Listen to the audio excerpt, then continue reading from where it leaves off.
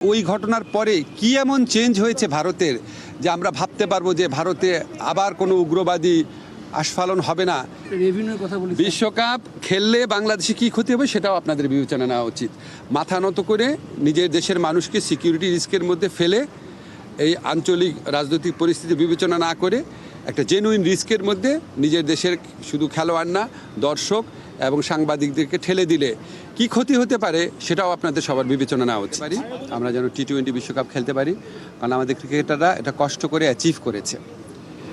কিন্তু আমাদের যে নিরাপত্তা ঝুঁকি ভারতে খেলার ক্ষেত্রে, সেই নিরাপত্তা ঝুঁকি পরিস্থিতির কোনো পরিবর্তন ঘটে নাই।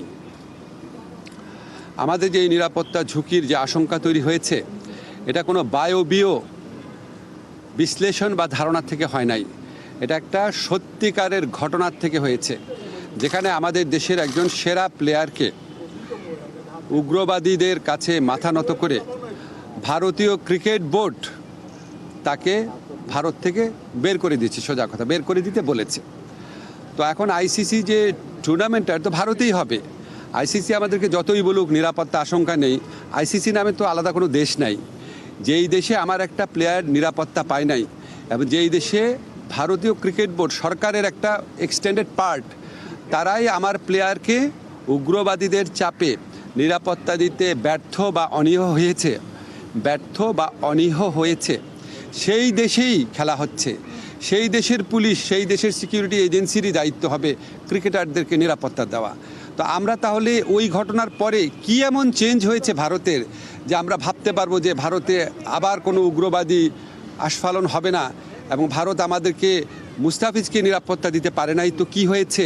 আমাদের ক্রিকেটারদের, আমাদের সাংবাদিকদের, আমাদের দর্শকদের সবাইকে নিরাপত্তা দিতে পারবে। ওই ঘটনার পরে কি এমন চেঞ্জ হয়েছে ভারতের যে আমরা ভাবতে পারবো যে ভারতে আবার কোনো উগ্রবাদী আস্ফালন হবে না।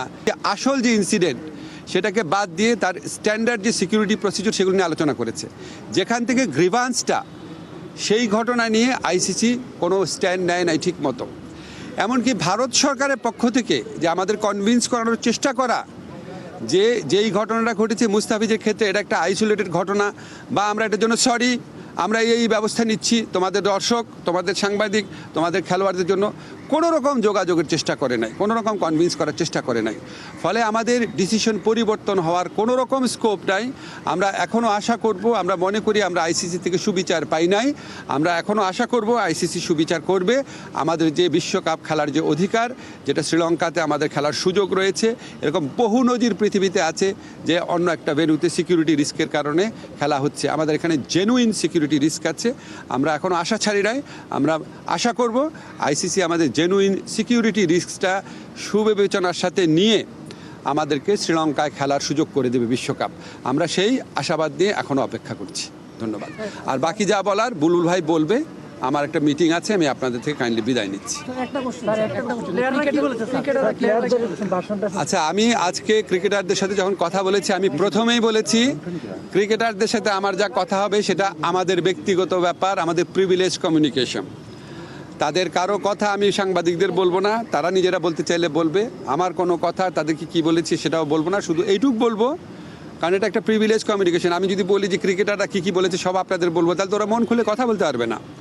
আমাদের এই সাক্ষাতের উদ্দেশ্যটা ছিল আমরা সরকার কেন এই সিদ্ধান্তটা নিয়েছে সেটা তাদের ব্যাখ্যা করে বুঝিয়ে বলা, কনটেক্সটটা বলা। আমার কাছে মনে হয়েছে যে তারা এটা বুঝতে পেরেছে, এটাই পারপাস ছিল, আর কিছুই না। আর তারা কি বলেছে সেটা বলার অধিকার আমার নাই।